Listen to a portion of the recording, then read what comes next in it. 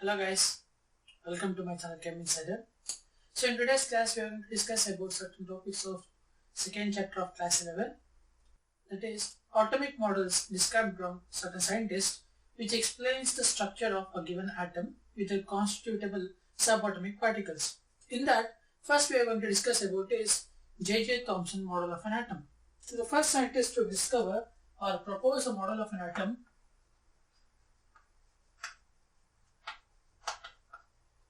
was J.J. Thomson.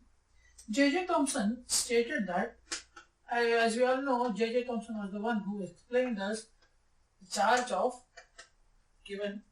to mass ratio of given electron subatomic particle. So, J.J. Thomson's model of an atom.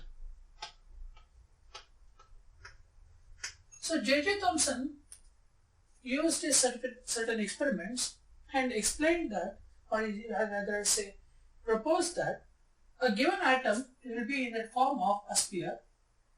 Any atom will be in the form of a sphere in which protons are equally distributed with respect to their mass. So let us say if these are the protons present, so these protons are spread out inside this atom in such a way that they are equally spaced between one another.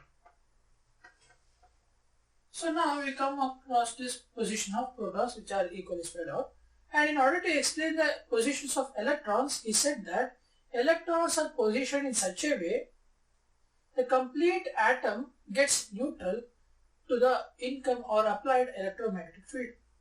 If you are applying some electrical or magnetic field on this given atom, electrons are arranged in such a way that this atom will not give or exhibit any electrical or magnetical charges. Let us say we are positioning our electrodes somewhere like this.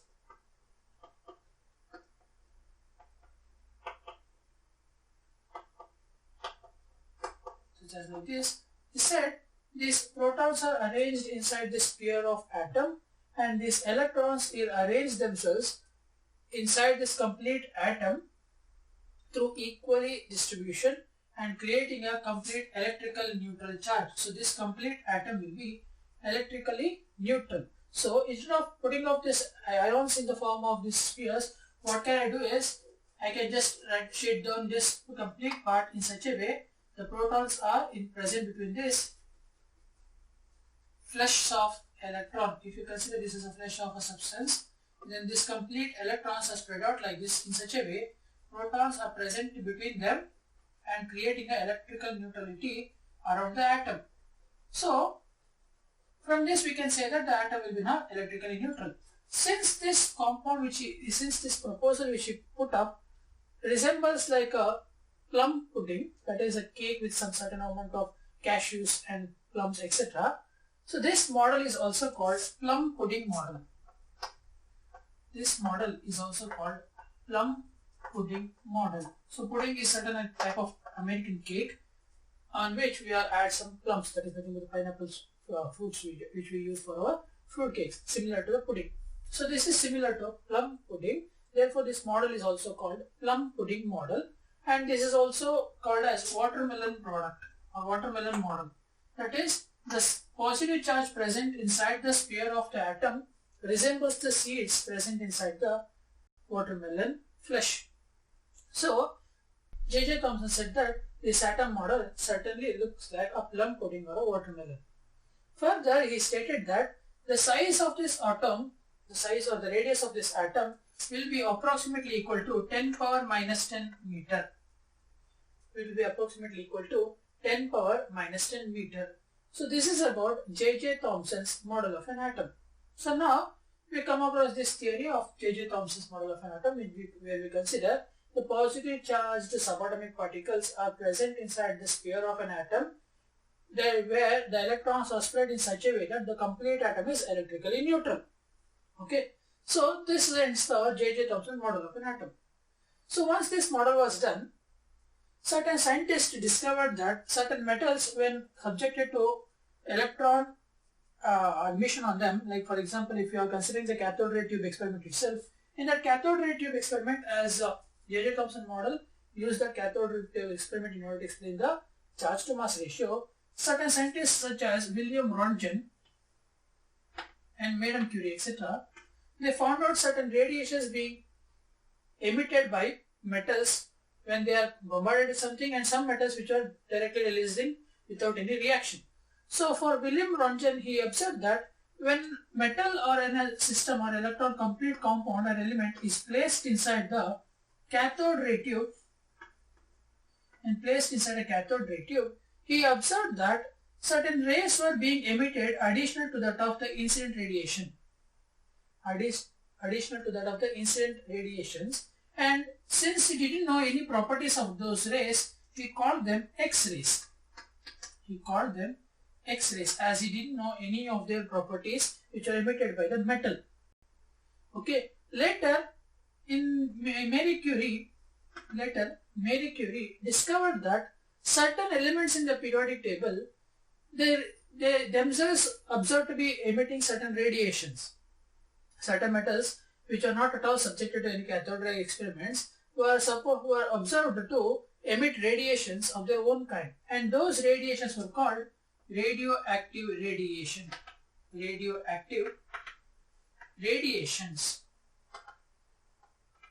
So now we can clearly say that certain elements may emit radiation in the presence of when they are inside, or when they are allowed to present between the electron ray, or they can emit radiation with their own. So using that particular theory that metal can emit radiation, Rutherford proposed a new model of an atom in which he considered bombarding an alpha particle or alpha ray to a thin gold foil sheet. Using that, he explained the second model of an atom, that is called the Rutherford model of an atom. So in the Rutherford model of an atom, Rutherford considered the experiment which was proposed by J.J. Thomson, and he took a thin metal foil of gold sheet, let us say in this manner. It is slightly crossly placed, such as like we are placing a thin paper of like this. Okay, so it is slightly diagonal, and surrounding that metal plate sheet, surrounding that gold foil sheet, he placed a fluorescent zinc fluorescent sheet in such a way we can observe the light flashing on that particles. So when the light of alpha particle from the source, this is the alpha particle, that is the source, and we place an lead sheet to increase the intensity of the light. So when the alpha particles were emitted by the source and made to fall on this gold foil sheet, he observed that first he should expect something, right? According to his previous, according to the J.J. Thomson model, Rutherford should have expected something to happen when he made this experiment to be possible. So what he expected was, since J.J. Thomson said the atom has equally spread out positive charges and electrons present in it. So if you consider this as a sphere of an atom, he said the mass inside the atom is equally spread, right? So if you consider that as a condition, we can say that if a light passes or light falls on this substance of atom, what happens is it might either get deflected, or it may get completely passed through them. Okay, if it is of lighter mass, it should have passed through them.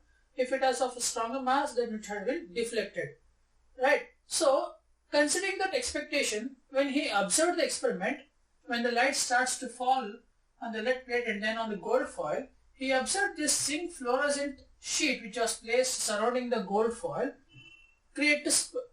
form a light in a pop-up light. Like for example, sometimes there was a light over here and sometimes here, sometimes here. The zinc fluorescent sheet was found to glow at certain points at certain amount of time.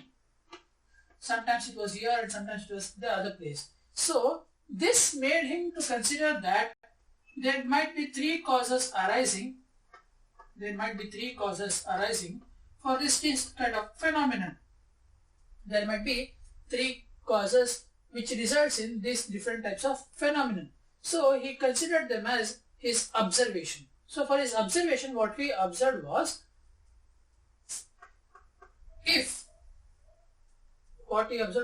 the first point, some of the light rays, that some of the alpha particles which are incident on the gold foil were deflected in certain amount of angle.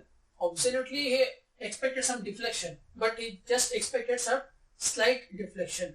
But what he observed was there was a huge angular deflection when compared to the expected value. So there was deflection of alpha particle. Deflection of alpha particle when it fall on the gold plate. Okay. Next, some of the alpha particle rays or the some of the alpha rays found to pass through the gold foil without any deflection. So there was no deflection at all in certain cases. So no deflection from certain alpha particle, from certain alpha particles. And in the third case, he observed that there was complete reflection, that is bounce back by the alpha particle for about almost 180 degree. That means only quite a few, that is some alpha particle or some alpha rays was found to bounce back once collided with the gold foil present over there. So what he did was, he took a very thin sheet of gold foil that is around 10 power minus 9 meters, that is nanometer length of a thin gold foil, and he placed that inside a surrounding zinc fluorescent sheet, in which he allowed a source of alpha ray particles passing through the lead sheet to fall on them. Once the source emitted the alpha rays, those alpha rays came in contact with the gold foil. He observed certain phenomena, and those phenomena were considered into three observation classes. One is, some of the alpha particle was found to have some deflection. Some of the alpha particles was found to have no deflection at all, and they were passed right through them, such as like this. And some of the alpha particles, that is very few of them, were found to bounce back for exact about 180 degree reverse direction. So this resulted in concluding 3 points from these three observations. So Rutherford concluded 3 points from observing these three observations. So what was that are? First one, Rutherford said atoms or masses are completely equally spread out. Right? He said the atoms present in the mass present in the atom, that is positive charges, and the electrons present in the atom are equally spread out. But if it was equally spread out, why didn't all the particles were deflected? Because alpha particles are positive in charge. Alpha particles are positive in charge. Alpha particles are positively charged. If the positive charges are present in equal amount throughout the atom, then it should have completely deflected each and every alpha particle. So since there was no complete deflection, he concluded that positive charges or protons are not equally spread out. Positive charge or protons are not equally spread.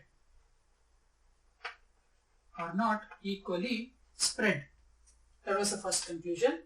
And the second point, he said that Rutherford model has equal atoms mass of electrons completely filling the atomic orbital. If that was the case, no atom should have been passed, no alpha particle should have been passed right through them. That means there is certain empty space. That means there is certain amount of empty space,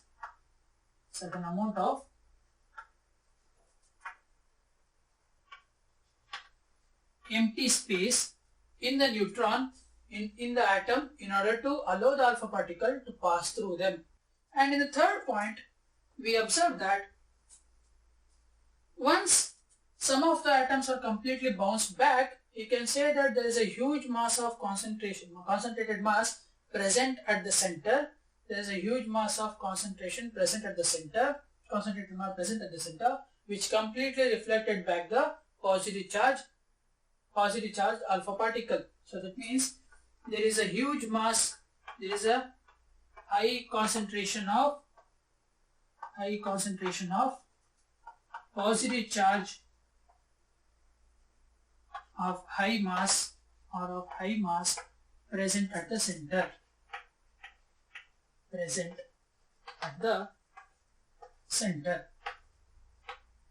So this concluded him to explain that atom does not have a structure which was explained as J.J. Thomson.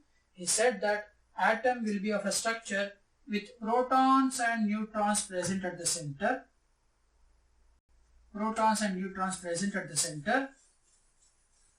With their mass completely concentrated in this type, and electrons will be revolving around the nucleus in circular orbits with constant amount of energy and speed. That is, electrons will be revolving around the nucleus with a constant speed in a circular orbit which has a certain amount of energy. This is what Rutherford explained in order to give the model of an atom's structure. So if you have understood about this concept, please do like to my channel and subscribe to my channel. And if you have any doubts with the two models which I have explained, please do comment down below. In the next video, we are going to discuss about atomic mass and mass number of atom and certain drawbacks of Rutherford's model of an atom. Even though this was completely explained, there are certain drawbacks which caused by the Rutherford's explanation. We will consider this in the next video. Thank you for watching.